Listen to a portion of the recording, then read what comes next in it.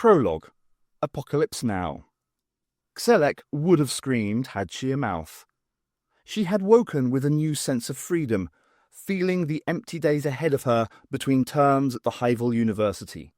Her exams were finished, passed easily. In 3 weeks she would be celebrating the 3rd anniversary of her gendering in the company of her friends and their drones. And her drone, of course.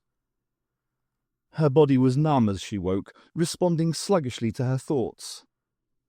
It had been her first night sleeping in the open hive. She hadn't expected it to be this cold. After all, it was summer, and her body was covered by 3 light cloaks and a layer of sensitive nervous fur. Something was wrong. Even with her eyes covered, she could feel darkness around her, reaching into her deepest soul cells, the reserves of ancient fears. Darkness. The first darkness was known to the entire mind, forgotten between birth and death. There were childhood darknesses, crafted tales of fear before bedtime.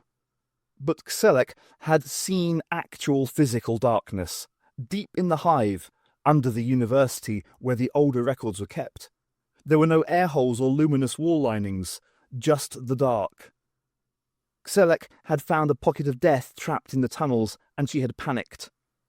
To her everlasting shame, and the equally everlasting amusement of her cellmates, she had fled, half flying, back to the hives of residence.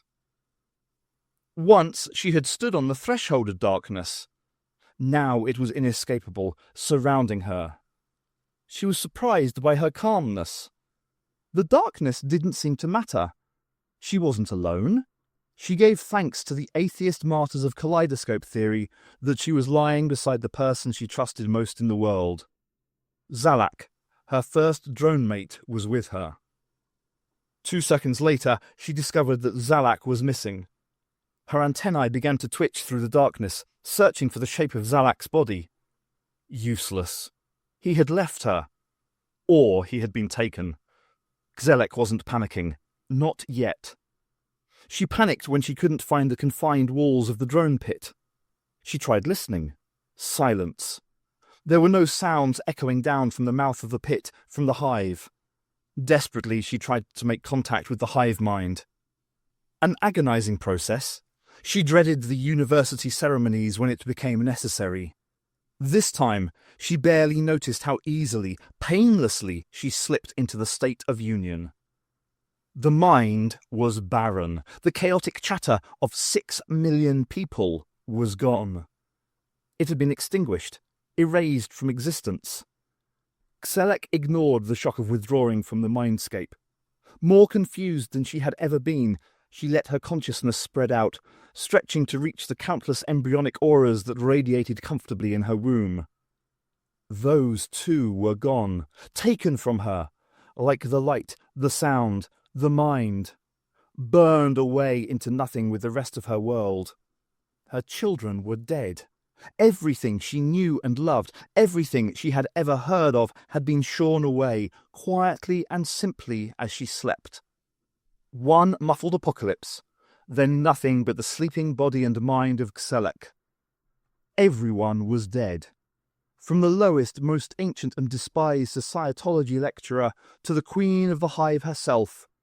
Drones, workers, young queens, children, university and hive were gone.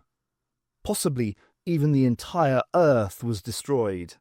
The voice of darkness echoed around her, vicious, filled with malignance and sadistic amusement. A voice with 2 themes, no, 2 voices speaking in stereo.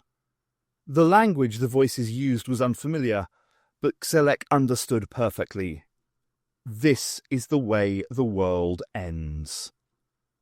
Xelek tried to scream. She discovered that she no longer had a mouth. No mouth, no eyes, no antennae, no wings, no body.